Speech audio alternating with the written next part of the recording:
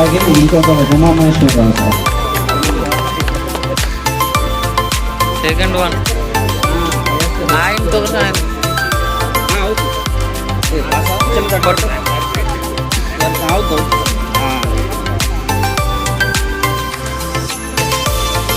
ఇంకో సార్ వస్తారు వస్తారు ఆయన కూడా తెలుగు సార్ లక్ష్మీ నరసింహ సార్.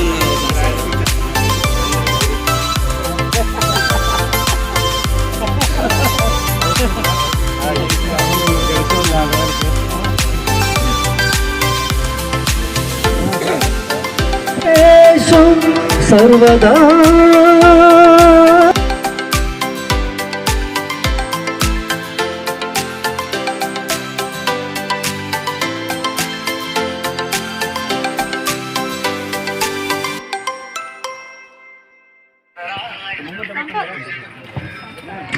మరి కార్యక్రమానికి సార్స్ అందరూ ఇన్వైట్ చేయగానే ప్రతి ఒక్కరూ వచ్చారు. దానికి మేము అందరం ధన్యులం. మీకు ఎన్నోటువంటి ముఖ్యమైన పనులు ఉంటాయి, ఆ పనులన్నీ పక్కన పెట్టి కూడా వచ్చారు. చాలా సంతోషం అండి.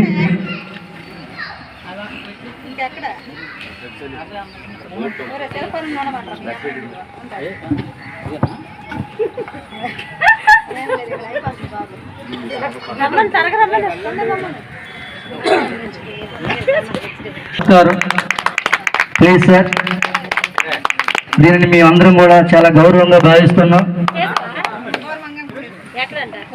మా విద్యార్థుల తరపు నుండి చిరు సత్కారం సార్ ఇది.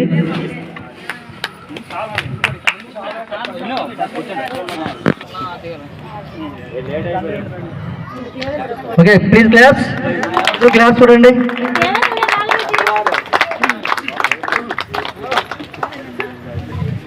Thank you sir, thank you very much. మీ అమూల్యమైన సమయాన్ని మాకు అందించినందుకు, మీకు ఎన్నటువంటి పనులున్నా ఈ కార్యక్రమానికి ఇచ్చేసినందుకు చాలా సంతోషంగా ఉంది సార్.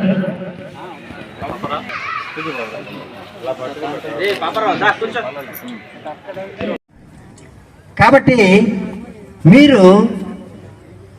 మీరేం చేస్తారంటే, మానవ శరీరం మనం 2 భాగాలుగా తీసుకుంటే, ఒకటి శరీరం. ఆ భగవంతుడు నేను సదా మనస్ఫూర్తిగా కోరుకుంటూ నాకు ఈ అవకాశం ఇచ్చిన మీ అందరికీ కూడా మరో మాట కృతజ్ఞతాపూర్వక ఆశీర్వచనం అందజేస్తూ సెలవు తీసుకుంటాను. జై గురుదత్త.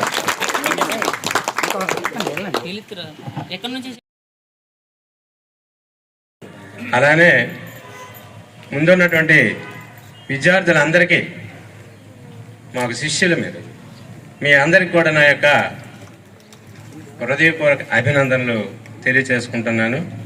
మీరు ఈ రోజు ఏర్పాటు చేసినటువంటిది అంత తేలికైనటువంటిది కాదు, చాలా శ్రమతో కూడుకున్నటువంటిది. ఆలోచన ఉండాలి, సంకల్పం ఉండాలి, తర్వాత దానికి తగిన శ్రమని పెట్టాలి. మీ అందరూ ఎలా అనుకున్నారో, ఎలా సంకల్పం చేసుకున్నారో మరి చాలా చక్కగా ఏర్పాటు చేశారు. దీనికి చాలా ఆనందంగా ఉంది.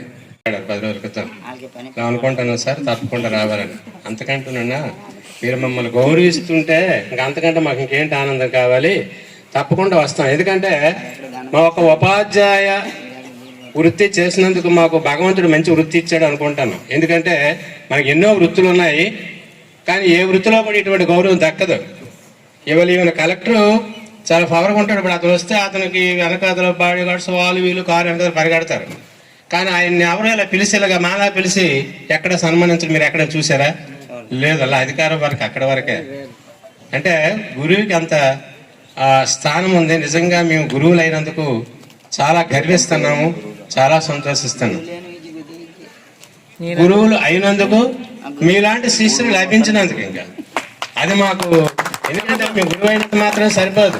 మళ్ళీ మేము చెప్పినట్టు ఆ పిల్లలందరూ కూడా ఏ బ్యాచ్ నాకు తెలియదు. ఆ పిల్లలందరూ మళ్ళీ మాస్టర్ దగ్గరికి వెళ్ళి, రామన్ మాస్టర్ దగ్గరికి వెళ్ళి, సార్ మాకు ఎన్ఎస్ మాస్టర్ క్లాస్ అయిపోయిందండి, క్లాస్ పోయింది, మీరు బయట మాకు నిలబెట్టేశారంటే అప్పుడు మాస్టర్ నా దగ్గరకు వచ్చి, పిల్లలందరూ బాధపడుతున్నారు మాస్టర్, ఒకసారి వాళ్ళకి ఇంచు 10 మంది, అంతమంది 12 మంది ఉంటారు, ఒకసారి క్లాస్ చెప్పండి అని అన్నారు మాస్టర్ వచ్చి. అంటే ఇదంతా నాకేంటంటే ఆనందం. ఇవి తలుచుకుంటే మాలో ఉన్నటువంటి ఏదైనా చిన్న అనారోగ్య, నేను అనారోగ్యాన్ని గురయ్యాను, నాకు ఇవన్నీ ఆనందాన్ని ఇచ్చి దాన్ని అంతా ఎదుర్కొని నేను ఇవాళ హ్యాపీగా ఉండగలిగాను. ఇవన్నీ ఒక మెమరీస్. అంటే సరదా మీతో ఆ రకంగా గడిపినటువంటి సిచ్యువేషన్ ఇవాళ మళ్ళీ గుర్తొస్తున్నాయి. మరి మీరందరూ కూడా కొంతమంది పేర్లు గుర్తున్నాయి, కొంతమంది పేర్లు గుర్తులేవు. మేము ఎన్నో బ్యాచ్లు పంపిస్తాం. కొన్ని మొఖాలు చూసినట్టే కనిపిస్తుంది, కొన్ని మొఖాలు కొంచెం తెలియనట్టు. కానీ మీ పేర్లు గుర్తున్నా గుర్తు లేకపోయినా మీ మొఖాలు చూసినట్టు ఉన్నా చూడనట్టు ఉన్నా మీరందరూ కూడా మాకు ఈవేళ ఇక్కడ సన్మానించినందుకు మీ అందరికీ పేరు పేరున ప్రతి ఒక్కరికి ముందుగా ధన్యవాదాలు తెలియజేసుకుంటూ, మీకు భగవంతుడు మంచి జీవితాన్ని, అలానే మంచి భవిష్యత్తుని, మంచి ఆరోగ్యాన్ని, ఆరోగ్య మహాభాగ్యం అన్నారు. ముందు మన డబ్బును కోరుకోకూడదు, ఆరోగ్యం. బాలికలు, ఇది కూడా బాలలు, అలాగనమాట. స్టూడెంట్స్, మీ అందరూ ఏర్పాటు చేసిన ఈ కార్యక్రమం ఈ ఉన్నత పాఠశాల ఆవరణలోనే ఏర్పాటు చేశారు. బహుశా ఈ స్కూల్ ప్రస్తుత ప్రధానోపాధ్యాయులు వారి అనుమతితోని చేసినట్టే లెక్క. తెలిసి తెలియక మామూలుగా చెప్పిన ఈ పాఠశాల ప్రస్తుత ప్రధానోపాధ్యాయులు శ్రీనివాసరావు గారు. ఆయన నాకు మిత్రులే. మొదటగా ఆయన అనుమతితో ఆయనకి నమస్కరిస్తూ, ఇక్కడ వేదిక మీద ఉన్నటువంటి రిటైర్డ్ ప్రధానోపాధ్యాయులు, అంటే వాళ్ళకి నేను సహచరున్నాను, ఇక్కడ సహోపాధ్యాయుడిగా పనిచేసి ఉన్నాను. నేను వెళ్ళిపోయిన తర్వాత కూడా ఇక్కడ జాయిన్ అయ్యి సేవలు అందించినటువంటి పెద్దలు శ్రీ తెలుగు మాస్ గారు లక్ష్మీ నరసింహం గారి పేరు కూడా విని ఉన్నాము. ఇంకా మన హిందీ మ్యాథ్స్ గారు, ఇంగ్లీష్ మ్యాథ్స్ గారు, నాతో పనిచేసిన తులసీదాస్ గారు, ఉమామహేశ్వరరావు గారు, మరి మన దండ మురళీ మ్యాథ్స్ గారు అంటే మాకు స్పాట్లోని పరిచయస్తులు. ఆయన వెళ్ళిన వెంటనే ఆయన ఇక్కడ జాయిన్ అయ్యారు. పెద్దలందరికీ నమస్కారాలు చెప్తూ పిల్లలందరికీ నా యొక్క ఆశీర్వాదాలు.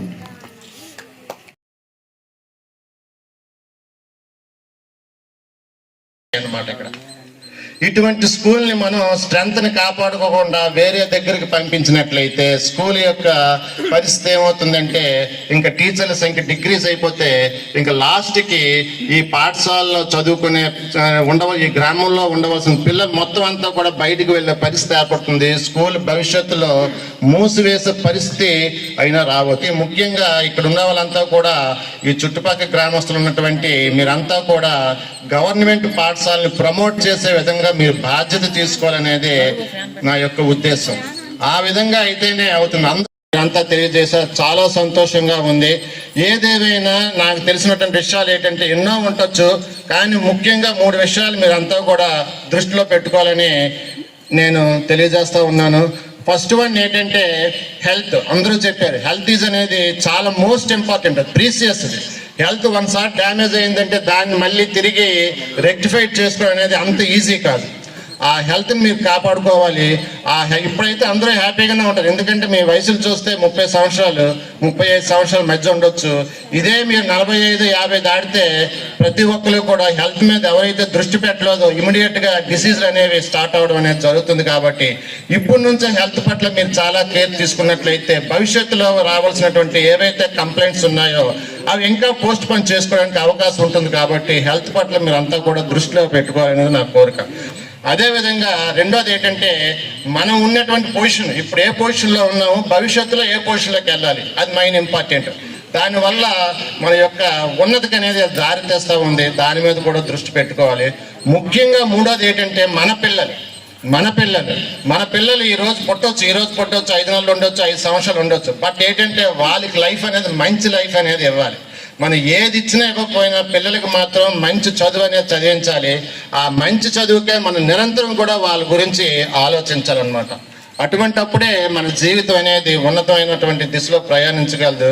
ఈ మూడు చక్రాలు అనుకోండి, ఈ చదువు అయితేనేమి, ఈ ఆరోగ్యం అయితేనేమి, ఈ విధంగా మనం ఉన్నటువంటి పనిలో ఉన్నతిని పొందడం అయితేనేమి, ఈ మూడు చక్రాలు అంటాం అనమాట. ఒక ఆటోకి 3 చక్రాలు ఎలాగుంటాయో, ఎంత ఫిట్గా ఉంటే అది రోడ్డు మీద ట్రాక్ మీద ఎంత ఫ్రీగా మూవ్ అవుతుందో, మన జీవితంలో కూడా ఈ 3 కూడా ఫిట్గా ఉన్నట్లయితే మనం కూడా ఉన్నతమైన దిశలో హ్యాపీగా ప్రయాణించగలమని తెలియజేసుకుంటూ మరి ఈరోజు జరిగినటువంటి సత్కారం అనేది నాకు సంక్రాంతి కంటే పెద్ద పండుగలు నేను ఫీల్ అవుతా ఉన్నాను. మరి ఈరోజు మిమ్మల్ని కలవడమే కాకుండా ముఖ్యంగా మా మొత్తం ఈ యొక్క టీచర్స్ బృందం కలవడం అనేది నేను చాలా హ్యాపీగా ఫీల్ అవుతూ ఎంతటితో ముగిస్తాను.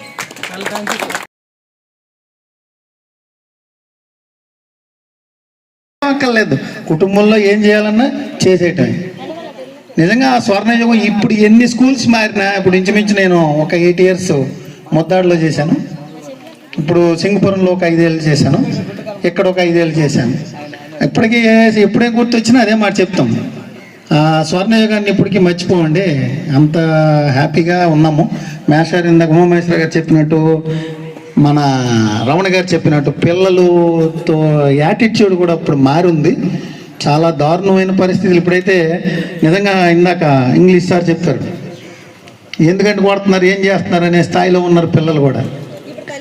ఇప్పుడు తల్లిదండ్రులు మరి పిల్లలతో ఎక్కువసేపు ఎంగేజ్ అవుతున్నారో లేదో తెలియట్లేదు, కానీ ఆ టీవీలు మొబైల్స్లో పడి పిల్లల్ని పక్కన పడేస్తున్నారు. ఎక్కువసేపు పిల్లల్ని తల్లిదండ్రులు కలిపి గడిపి వాళ్ళకు ఉన్న మైనస్లను తెలుసుకుని క్లియర్ చేయాలన్నది నా కోరిక అయితే. ఎందుకంటే తల్లిదండ్రులే ఎక్కువ శాతం పిల్లల్ని గైడ్ చేయాలి, నెక్స్ట్ మేము ఎలాగో టీచర్స్ చేస్తాం.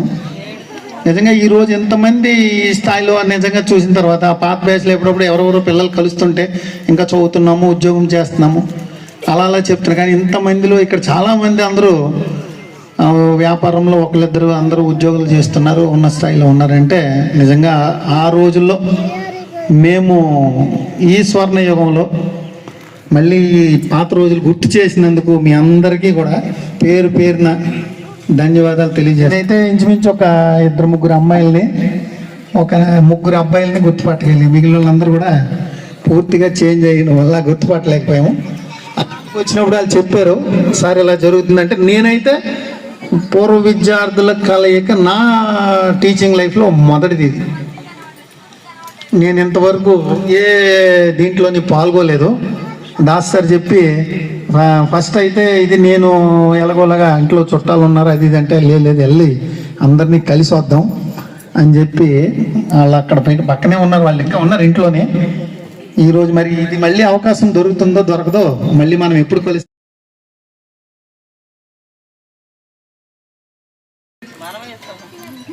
కొడితే ఎందుకు కొట్టావని, కానీ మిమ్మల్ని మట్టుగా బాధుడరా నిజంగా. కానీ అబ్బాయిలకి ఎక్కువ కొట్టేవాడిని, ఏమనుకోకండి మీరు.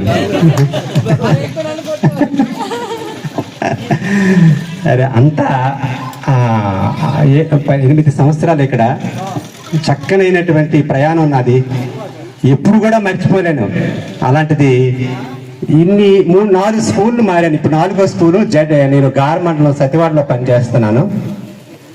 అయితే నా ప్రమోషన్ 2019లో వచ్చింది, ప్రమోషను స్కూల్ అసిస్టెంట్.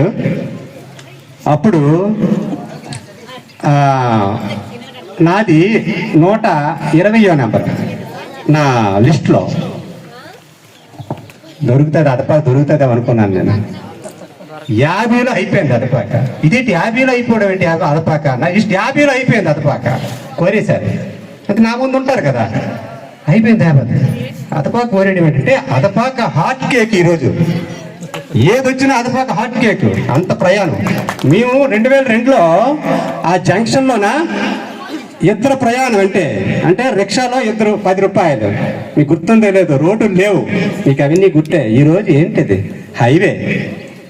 అంటే అటువంటి డెవలప్మెంట్ ఇక్కడ వచ్చేమో అయింది చాలా. నేను అదే కారుతో వస్తుంటే అసలు ఇది అదపాకేని అనిపించింది నాకైతే. మీరు మీ పిల్లల్ని మాతృభాష మన తెలుగుని ఎప్పుడు కూడా మర్చిపోకుండా, మీరు ఏ విదేశాల్లో కాదు ఎక్కడ ఉన్నా ఏ భాషలో మీరు స్థిరపడిన మన మాతృభాషను అయితే మట్టుగా స్వార్థం ఏదైనా అయితే నా భాషను ఎప్పుడు కూడా మర్చిపోను.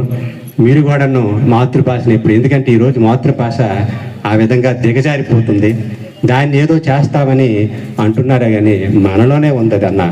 కాబట్టి మాతృభాషను కూడా మీరు మరి మన పిల్లల్నే మనం చక్కగా ఇది నేర్పితే అదే అలా డెవలప్ అవుతుంది. ఎందుకంటే ఇంకొకటి ఏంటంటే మన పిల్లల్ని మీ సెల్ ఫోన్ అందువల్ల మీరు ముత్యాలయ్యారు, స్థిరపడ్డారు.